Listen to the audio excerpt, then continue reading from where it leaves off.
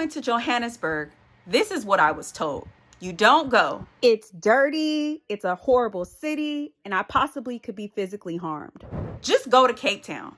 And I believe that, not because Americans told me, but because people on the continent did. People who had been to South Africa. People who lived in Africa. People whose opinions I respected. So Johannesburg was never a part of my plan. It only became a part of my plan because it was the only flight available when I needed to exit a state of emergency. And that unplanned stop turned into one of my most viral videos. But when that video went viral, the comments came in fast. Some were right, some were wrong, and some made me look deeper. So let's talk about it. What I got right, what I got wrong, and what I didn't see the first time. I showed up expecting tension. All right, so we've landed in South Africa, Johannesburg. Looks pretty normal so far. Instead, I experienced culture. I met real people, I saw real history, and real movement. I moved around the city solo. I used rideshare. I explored the areas that made sense for where I was staying, and nothing happened. Now, before you guys say it, it doesn't mean danger doesn't exist or that you shouldn't move wisely. It just means that when I was there, nothing happened to me. And that didn't match what I had been told about Johannesburg. Because what Americans usually see about Johannesburg is one narrative. But what I experienced, that felt completely different. And I stand by that. When the video went viral, the feedback came quickly in the comment section. Why would you stay in the CBD? That area is horrible. You didn't do enough research. You can't pay drivers in US dollars. Never take Bolt. Now, some of that was opinion. Some of that was correction. And some of that was actually fair. I didn't fully understand that paying a driver in US dollars could create issues for the driver legally.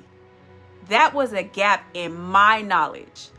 Now, as for the transportation, people said Bolt was unsafe.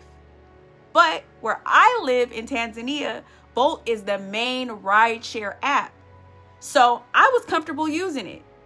I used Bolt and Uber while I was in Johannesburg, and nothing happened to me with either of the options. Now, that's separate from general safety awareness. People warn me about walking with my phone out or filming too openly. I was mindful. I paid attention to my surroundings. When I filmed, I was often with someone local. I was not careless. So yes, context matters. But my lived experience moving around that city was actually positive, and I don't have anything bad to say. Now, let's talk about the CBD because that came up a lot in the comment section. Let me clarify. The pocket where I stayed in Jewel City was actually very nice. Inside, it was very clean. They had security, they had art, they had restaurants, they had music playing. However, if you step outside of that immediate area, yes, it did look different. But let me say this, Johannesburg is huge. There are completely different neighborhoods. You guys have suburbs and business districts, areas that on paper look very different from downtown where I stayed. And I didn't see all of that. My time was limited to the areas that made sense for where I was going. That's something I could have emphasized more clearly in the first impressions video. Now, my experience was real, but it wasn't the full scope of the city. And I do want to make that clear. So here's where I had to check myself and be honest. I allowed other people's perceptions to influence how I moved in a place I had never experienced for myself. And I don't normally do that. I usually go somewhere, experience it fully, and form my own opinion.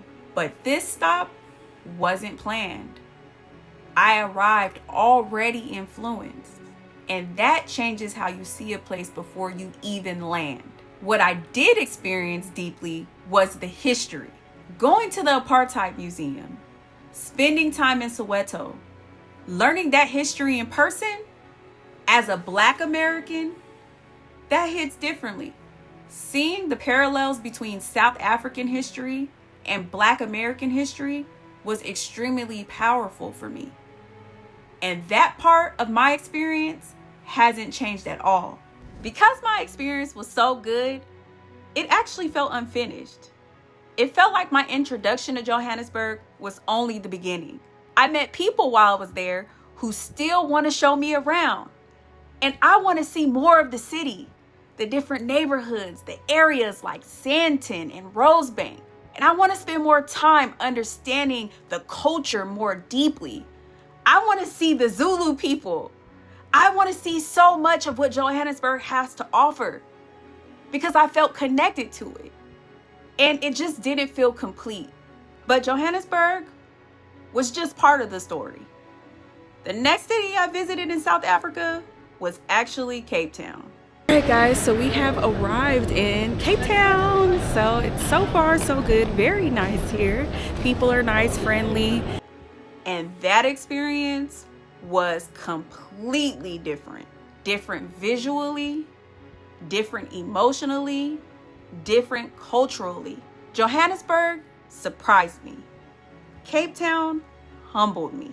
And if you think that those are the same conversation, trust me, they're not. And that video is coming next. If you haven't watched my original Johannesburg First Impressions video, start there. Then come back to this one.